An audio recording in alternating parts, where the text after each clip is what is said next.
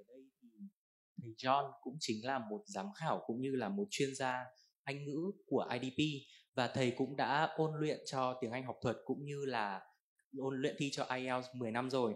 Thì ngay lúc này tiện đây thì mình cũng xin được hỏi thầy John một câu rằng thưa thầy, thì việc thi IELTS thực sự là rất là khó và cũng như là rất là áp lực đối với các bạn sinh viên. Vậy thầy có một cái tips nào để giúp các bạn có thể đạt được cái điểm cao nhất trong kỳ thi IELTS được không? And Mr. John, and there's questions from students, and they think that IELTS is a really hard examination. And do you have any tips that can help them to get the highest score? I mean, to keep calm and not worry. Well, I mean, that's a big part of it. It depends on what part of the test you're talking about. In my experience, most of the students struggle with listening and reading. The best way to improve your English overall, and the students have heard me say this in class, is to read. And if you do some more reading, you'll see the proper structures, you'll see this proper language, proper vocabulary. That's the best way that you can improve your English overall.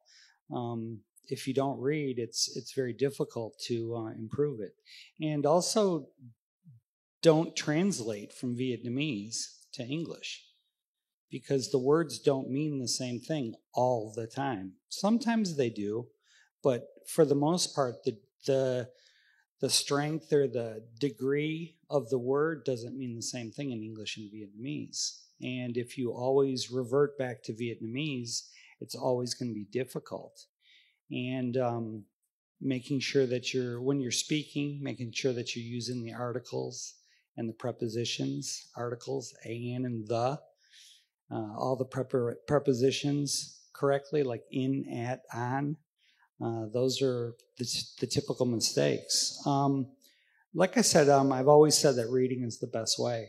But it just depends on the test. And reading is going to help your writing.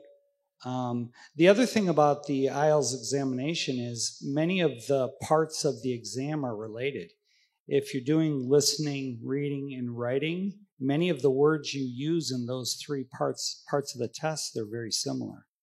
So you're going to be able to use those words again. And knowing what the transitions mean.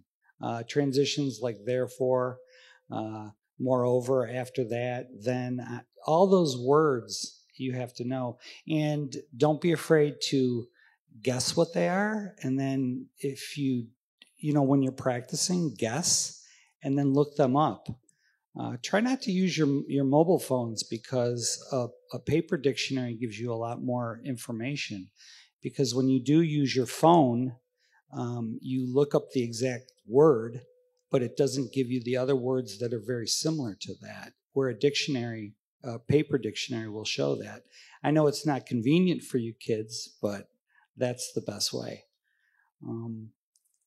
Does that answer your question? Is that good? That's enough, thank you. Okay. Và đối với cái câu hỏi mà làm thế nào để có thể đạt điểm cao nhất trong kỳ thi IELTS, thì thầy John đã đưa ra những cái tips rất là hữu dụng cho các bạn. Đó chính là không nên dịch những gì từ tiếng Anh sang tiếng Việt, bởi vì thực ra thì cái suy nghĩ đó nó không thực sự đúng. Và đôi khi thì những từ bạn tìm thấy trong từ điển nó cũng chưa chắc đã sử dụng đúng. Và khi làm các bài thi trong kỳ thi IELTS thì các bạn nên chú ý tới mạo từ, tới các cái giới từ cũng như là tới về thì, động từ, vân vân.